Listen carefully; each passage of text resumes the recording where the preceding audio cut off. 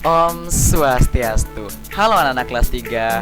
Pada hari ini senang sekali kita akan kembali belajar bersama pada materi di tema yang ketiga anak-anak, yakni benda di sekitarku. Subtema yang pertama, aneka benda di sekitarku, pembelajaran yang kedua. Jadi sebelumnya pada pembelajaran 1 anak-anak sudah belajar mengenai berbagai jenis benda yang ada di sekitar manusia atau di sekitar lingkungan kita. Ada benda mati dan benda hidup. Kemudian apa saja sifat-sifat benda dan bagaimana cara membedakan benda dan yang bukan benda. Pada hari ini kita akan kembali membahas materi mengenai benda yang ada di sekitar kita, anak-anak. Manusia membutuhkan berbagai jenis benda untuk dapat memenuhi berbagai kebutuhan hidupnya. Nah, salah satunya yang paling sering dimanfaatkan adalah kayu. Tahukah anak-anak bahwa potongan balok kayu itu dapat dimanfaatkan menjadi berbagai macam benda seperti meja, lemari, dan kursi. Bahkan pensil yang anak-anak gunakan untuk menulis itu juga terbuat dari kayu anak-anak.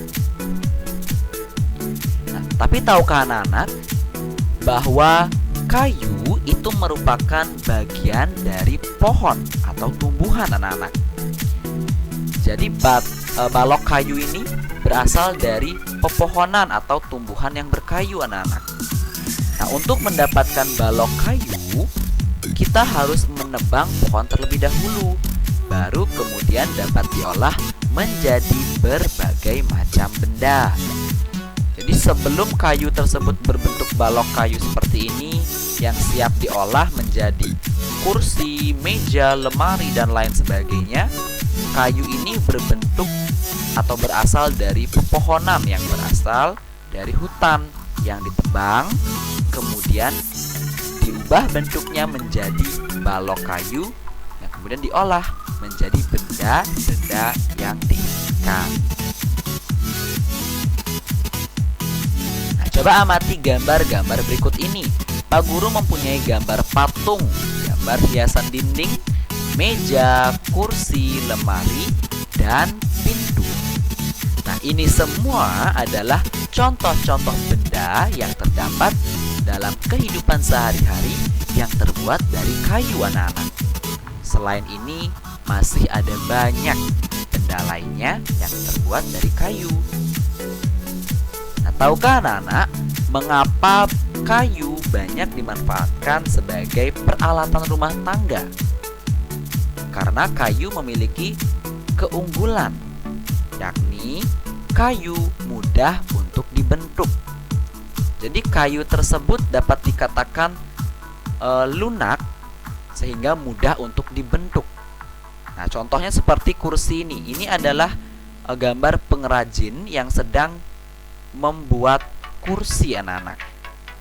Kemudian pintu, kalau di Bali ini disebut sebagai pintu gebyog ya, yang berisi ukiran. Nah, kayu ini dapat diukir karena dia memiliki keunggulan yang mudah dibentuk.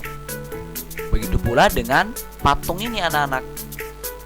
Jadi patung ini juga dibuat dengan cara dipahat atau diukir. Kemudian benda yang terbuat dari kayu, salah satunya yakni kayu jati seperti ini, gambar-gambar ini memiliki ketahanan atau kekuatan yang sangat baik anak-anak. Kayu jati itu mampu bertahan puluhan bahkan ratusan tahun lamanya.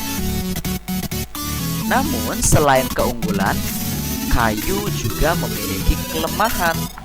Apa saja kelemahan kayu?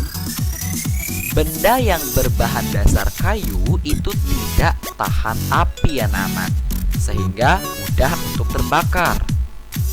Kemudian kayu juga mudah terserang rayap atau serangga lainnya, sehingga lama-kelamaan benda dari kayu akan keropos atau lapuk ya. Sehingga barang-barang mebel atau peralatan rumah tangga yang terbuat dari kayu biasanya perlu dilapisi dengan cat atau pernis, sejenis pelapis kayu, sehingga serangga tidak mau untuk masuk atau tinggal di dalamnya, sehingga mengurangi kayu tersebut menjadi keropos atau lapuk anak-anak. Nah, itulah keunggulan dan kelemahan dari kayu yang biasa dimanfaatkan sebagai peralatan rumah tangga sehari-hari. Nah, perhatikan gambar berikut anak-anak. Desa tempat tinggal Cindy dan teman-teman mempunyai hutan. Di dalam hutan tersebut terdapat beraneka jenis pohon. Nah, tahukah anak-anak, fungsi hutan antara lain untuk menyerap air hujan. Hutan menyimpan air hujan tersebut dalam jumlah yang banyak. Jadi air hujan tersebut akan jatuh dan meresap ke dalam tanah. Kemudian akar-akar dari tumbuhan itu akan menyimpan air tersebut sebagai cadangan air. Tahukah anak-anak bahwa akar-akar tumbuhan itu juga berfungsi untuk memegang atau menyangga tanah sehingga tidak terjadi longsor. Namun ketika hutan digunduli itu artinya ditebang secara terus-menerus, itu akan menjadikan aliran air terganggu anak-anak. Hal ini menyebabkan air menggenang dan akhirnya mengalir ke rumah-rumah penduduk yang biasa disebut dengan peristiwa banjir ya.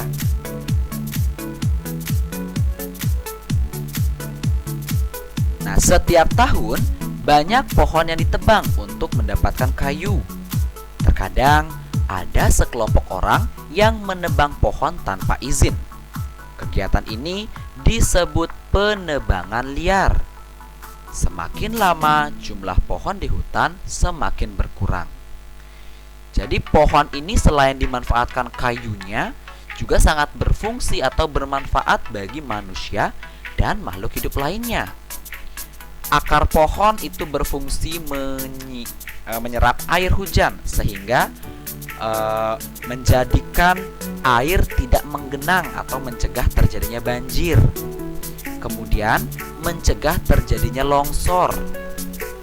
Dan tumbuhan juga menghasilkan oksigen. Jadi apabila tumbuhan berkurang, maka oksigen juga akan berkurang. Jadi manfaat tumbuhan selain dimanfaatkan kayunya juga memiliki manfaat lainnya anak-anak. Nah, pernahkah anak-anak mendengar pengertian atau kata musyawarah?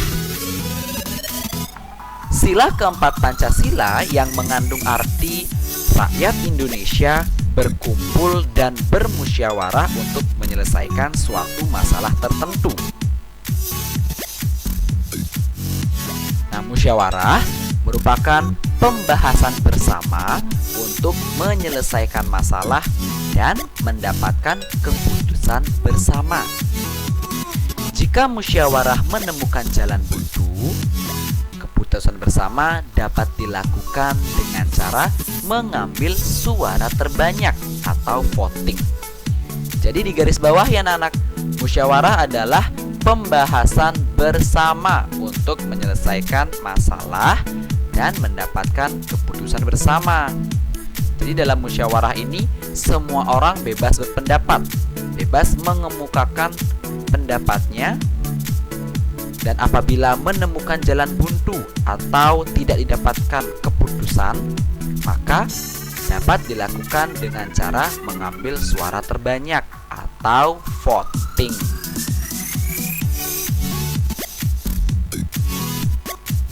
Nah, musyawarah itu bertujuan untuk membahas bersama suatu masalah dengan tujuan mencapai keputusan bersama untuk menyelesaikan permasalahan tersebut. Nah, contohnya, kalau dalam kelas dapat dilakukan ketika memilih perangkat kelas, baik itu ketua kelas, wakil ketua kelas, bendahara, sekretaris. Nah, ini dapat dilakukan dengan cara bermusyawarah. Contoh lainnya juga masih banyak ya nak ya. Bermusyawarah untuk mendapatkan suatu keputusan bersama. Nah, kayu tidak hanya digunakan sebagai bahan baku untuk membuat meja, kursi, ataupun benda kerajinan anak-anak. Kayu juga dapat digunakan untuk perlengkapan olahraga, seperti permainan bola kayu. Nah, jadi permainan ini menggunakan alat berupa tongkat yang terbuat dari kayu dan gawang kecil yang juga terbuat dari kayu. Begitu pula bolanya anak-anak. Jadi kayu juga dapat dimanfaatkan sebagai bahan atau sarana olahraga. Nah, kita akan mengingat kembali anak-anak, apa itu gerak manipulatif? Jadi gerak manipulatif adalah gerak dasar yang dilakukan anggota badan dengan menggunakan benda atau objek. Contohnya, menendang, melempar, menangkap, mendorong, dan lain sebagainya. Menendang bola, melempar bola, menangkap bola, mendorong bola, dan lain sebagainya yang menggunakan benda atau objek. Itu disebut sebagai gerak manipulatif. Nah, contoh gerak manipulatif adalah gerak dasar melempar. Coba amati gambar berikut. Ini adalah tahapan-tahapan dalam melempar bola. Dimulai dari mengambil ancang-ancang, kemudian melempar bola sejauh mungkin. Ini termasuk gerak manipulatif. Kemudian ada pula gerak dasar menangkap bola.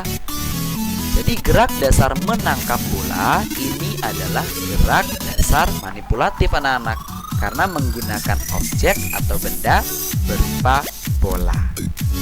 Bagaimana? Sudah jelas bukan? Nah, gerak manipulatif ini dapat dikombinasikan menjadi gerak melempar dan menangkap. Nah, gerakan ini dapat anak-anak lakukan bersama teman, sehingga permainan melempar dan menangkap bola menjadi lebih menyenangkan ya.